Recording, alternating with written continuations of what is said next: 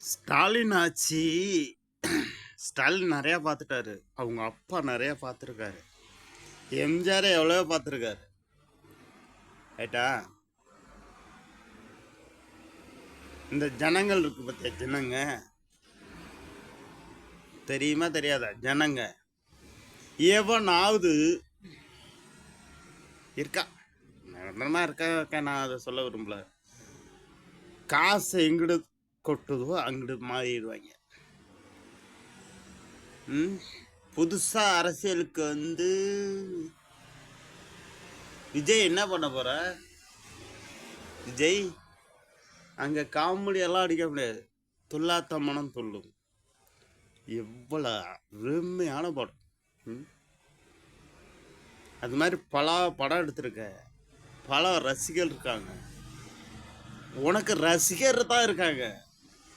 ஐயோ, சினிமாவில் தான் ரசிகர். அரசியலை பற்றி உனக்கு ஒன்றும் புரியாது, ஒன்றும் தெரியாது. எவனோ உன்னை உஸ்பேற்றி கடுப்பேற்றி வரும் இரமா பண்ணிக்கிட்டு இருக்கானுங்க. உனக்கு உதவி செய்யணும்னா தனியாக உதவி செய்யா.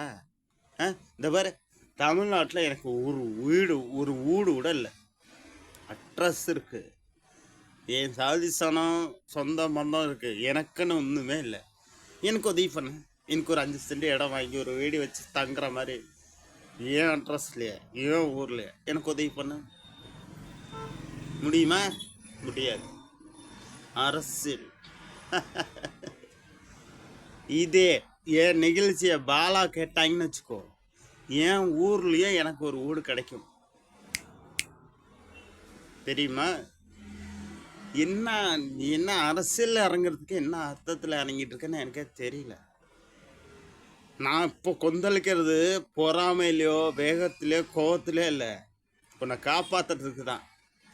சாக்கடையில் உழுவ போகிறேன்னு சொல்லி கையை பிடிச்சி இழுக்கிறேன். நான் உளுந்த பார். இந்த வீடியோ வந்து சேவ் பண்ணி வச்சுக்கோ. உளுந்த ஒரு பாடம் இந்த வீடியோவை கேள், அப்போ தான் தெரியும். மக்களை நம்பாதடா, நன்றி கற்ற மக்களடா. யார் காசு தரானோ அவன் பக்கம் திரும்பிடுவாங்க. முதுல குத்த மாட்டான். அரசியல்ல இந்த மக்கள் முதுகுல குத்த மாட்டாங்க, நெஞ்சில் குத்த மாட்டாங்க, முதுகுல தான் குத்துவாங்க. எஸ், அதான் சொன்னேன். கோற்றும் கோழி பிரியாணியும் கொடுத்தா ஓட்டு போடுவாங்க. கூட குறைஞ்ச